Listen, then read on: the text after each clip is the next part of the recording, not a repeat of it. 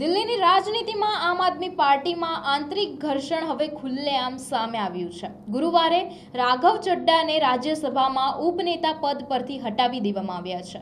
ત્યારબાદ રાઘવ ચડ્ડાએ પોતાના social media એકાઉન્ટમાં પોતાની પ્રતિક્રિયા આપતા કહ્યું કે મને ખામોશ કરવામાં આવ્યો છે, પરંતુ હું ડર્યો નથી. ત્યારબાદ આપના વરિષ્ઠ નેતા આતિશી અને સંજયસિંહની પ્રતિક્રિયા સામે આવી છે. ત્યારે આવો જાણીએ कि समग्र मामले आतिशी और संजय सिंह शू कहूं है. जैन साथियों, राघव का एक वीडियो आया है. मैं उसके संबंध में ये कहना चाहता हूं कि हम लोग अरविंद केजरीवाल के सच्चे सिपाही हैं और अरविंद केजरीवाल से एक ही बात सीखी है: निडरता, हिम्मत, साहस के साथ लड़ना और संघर्ष करना. लेकिन बड़े अफसोस के साथ ये कहना पड़ रहा है कि देश के तमाम मुद्दों पर जब सीईसी के खिलाफ प्रस्ताव आता है, आप साइन नहीं करते. पश्चिम बंगाल में लोगों के वोट के अधिकार छीने जा रहे हैं. दिल्ली में हम लोगों ने देखा किस तरीके से चुनाव आयोग का दुरुपयोग हुआ. पंजाब का मुद्दा होता है, उस वक्त आप खामोश रहते हो, नहीं बोलते हो. मोदी के खिलाफ आवाज नहीं निकालते हो. तमाम वो मुद्दे जो जनहित के हैं, देश से जुड़े हुए हैं, पार्टी से जुड़े हुए हैं, पार्टी के कार्यकर्ताओं से जुड़े हुए हैं. गुजरात में पार्टी के कार्यकर्ताओं को पीटा जाता है, मारा जाता है, उस पर नहीं बोलते. पंजाब के तमाम अधिकारों को छीनने का काम केंद्र सरकार और मोदी सरकार करती है, उस पर नहीं बोलते.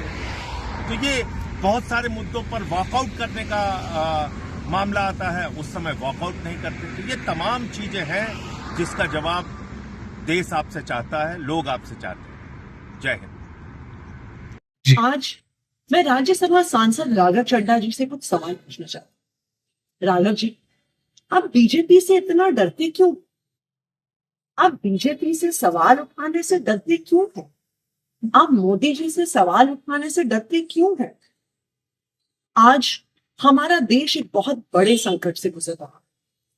आज हमारे देश के लोकतंत्र पर, आज हमारे देश के संविधान पर खतरा.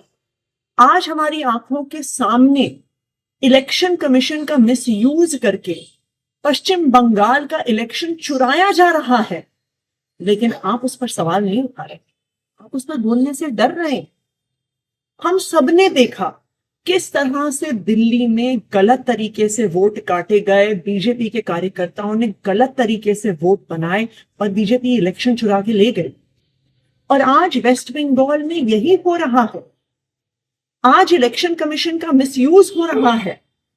लेकिन जब तृणमूल कांग्रेस और पूरी ऑपोजिशन इलेक्शन कमीशन के खिलाफ इंपीचमेंट मोशन लेकर आती है, तो आप उस पर साइन करने से मना कर देते हैं.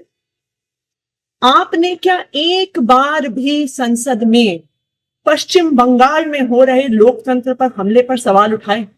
वोटर डिलीशन पर सवाल उठाए? गलत तरीके से बनते हुए वोट पर सवाल उठाए? क्यों नहीं उठाए?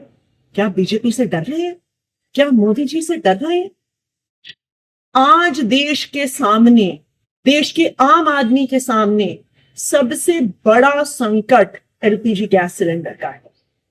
आप तो बड़े आदमी हैं, राज्यसभा के सांसद हैं, हो सकता है आपको दिक्कत ना आती, लेकिन एक आम परिवार, एक छोटे से मकान में रहने वाला, एक कच्ची कॉलोनी में रहने वाला एक गैस सिलेंडर के कनेक्शन के परिवार को आज अपने बच्चों के लिए खाना बनाने में दिक्कत हुई. पिता सोच रहे हैं मैं काम पर जाऊं, दिहाड़ी लेकर आऊं, या लंबी लंबी लाइनों में खड़ा होकर गैस का सिलेंडर लेके आऊं कि कल मेरे बच्चों के लिए लंच बन सके.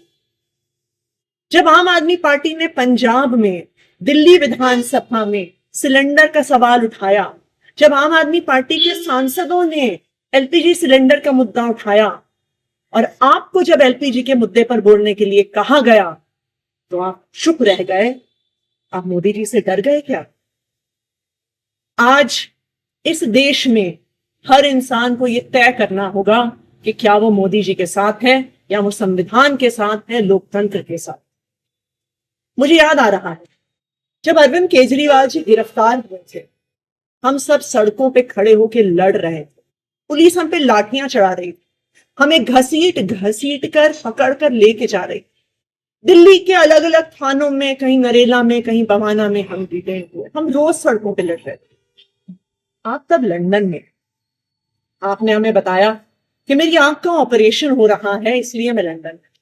हमसे मीडिया ने बहुत सवाल पूछे, बार बार हमने मीडिया को कहा कि नहीं नहीं, राघव चड्ढा जी डरे नहीं हैं, उनकी आंख में प्रॉब्लम है, वो अपना ऑपरेशन करवाने।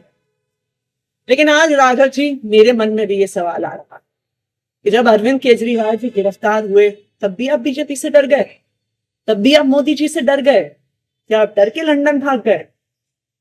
देखिए, हो सकता है कि आप मोदी जी से डरते, हो सकता है आप जेल जाने से डरते हैं, लेकिन हम अरविंद केजरीवाल के सिपाही हैं। हम ना बीजेपी से डरते हैं, ना मोदी जी से डरते हैं, ना उनकी एजेंसी से डरते हैं, ना जेल जाने से डरते हैं। इसलिए हम इस देश के आम आदमी की आवाज उठाते आए हैं, इस देश के आम आदमी की आवाज उठाते रहेंगे, इस लोकतंत्र के लिए आवाज उठाते आए हैं, लोकतंत्र के लिए आवाज उठाते रहेंगे। राघव जी, मोदी जी से डरने से, बीजेपी से डरने से संविधान नहीं बचेगा, लोकतंत्र नहीं बचेगा। आज आपको यह तय करना है कि क्या आप संविधान के साथ हैं या मोदी जी के साथ। પશ્ચિમ બંગાળની ચૂંટણીના મુદ્દે રાઘવ ચડ્ડા ખુલ્લેઆમ બોલતા નથી। આતિશીએ પણ કડક શબ્દોમાં કહ્યું કે રાઘવ ચડ્ડાએ નક્કી કરવું જોઈએ કે તેઓ બંધારણ સાથે છે કે નરેન્દ્ર મોદી સાથે। તેમણે એવા પણ સવાલો કર્યા કે ભાજપ અને વડાપ્રધાન મોદી સામે સવાલ ઉઠાવવામાં આવે તેઓ શા માટે ડરે છે। એલપીજીના મુદ્દે સંસદમાં અવાજ ઉઠાવવાનો સમય આવ્યો ત્યારે પણ રાઘવ ચડ્ડા મૌન રહ્યા હોવાનો આક્ષેપ કરવામાં આવ્યા છે। તાજેતરમાં જ આપે રાઘવ ચડ્ડાને રાજ્યસભામાં ઉપનેતા પદ પરથી હટાવી દીધા બાદ આ રાજકીય વિવાદ વધુ ગરમાયો છે।